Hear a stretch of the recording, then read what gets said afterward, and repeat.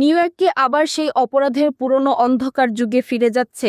সম্প্রতি ব্রুকলিনের রাজপথে ঘটে যাওয়া এক শিউরে ওঠার মতো বন্দুকযুদ্ধের ফুটেজ দেখে এমন প্রশ্নই তুলছেন সাধারণ মানুষ।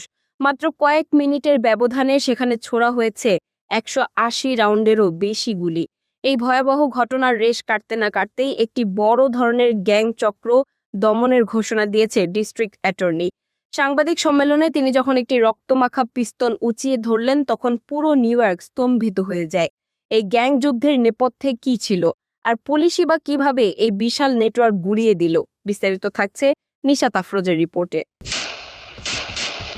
দৃশ্যটি কোনো হলিউড অ্যাকশন সিনেমার নয়, বরং নিউ ইয়র্কের ব্রুকলিনের বাস্তব চিত্র। সিসিটিভি ফুটেজে দেখা যাচ্ছে অন্ধকার গলি থেকে হঠাৎ শুরু হলো বৃষ্টির মতো গুলি। একে অপরের উপর ঝাঁপিয়ে পড়ছে গ্যাং সদস্যরা। পুলিশ বলছে এই এক রাতেই রাজপথে 180টিরও বেশি বুলেটের খোসা উদ্ধার করা হয়েছে। সাধারণ মানুষের ড্রয়িং রুমের দেয়াল ভেদ করে ভেতরে ঢুকে পড়েছে তপ্ত সীসা। কিন্তু এই যুদ্ধের শেষ কোথায়?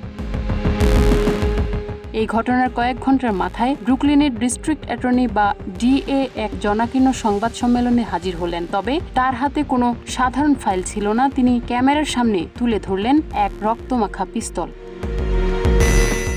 এই সেই অস্ত্র যা কিছুক্ষণ আগেই ছড়িয়েছে কারো তাজা প্রাণ। ডিএ ঘোষণা করলেন এক বিশাল গ্যাংবাস্ট বা অপরাধী চক্র দমনের কথা। দীর্ঘদিনের গোপন অপারেশনের পর পুলিশ এই ভয়ঙ্কর গ্যাংয়ের অন্তত ডজন খানেক সদস্যকে গ্রেফতার করেছে। এদের বিরুদ্ধে খুন, লুটপাট এবং মাদক ব্যবসার মতো গুরুতর অভিযোগ রয়েছে।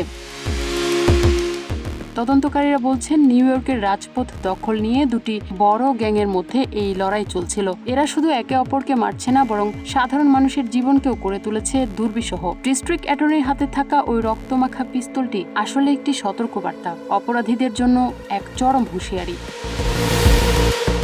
কিন্তু প্রশ্ন থেকেই যায়, পুলিশ কি পারবে এই বন্দুক সংস্কৃতি পুরোপুরি বন্ধ করতে? জুতোর বাক্সে অস্ত্র লুকিয়ে রাখা আর দিনের আলোতে গুলি চালানো কি নিউ ইয়র্কের নতুন স্বাভাবিকতা হয়ে দাঁড়াচ্ছে?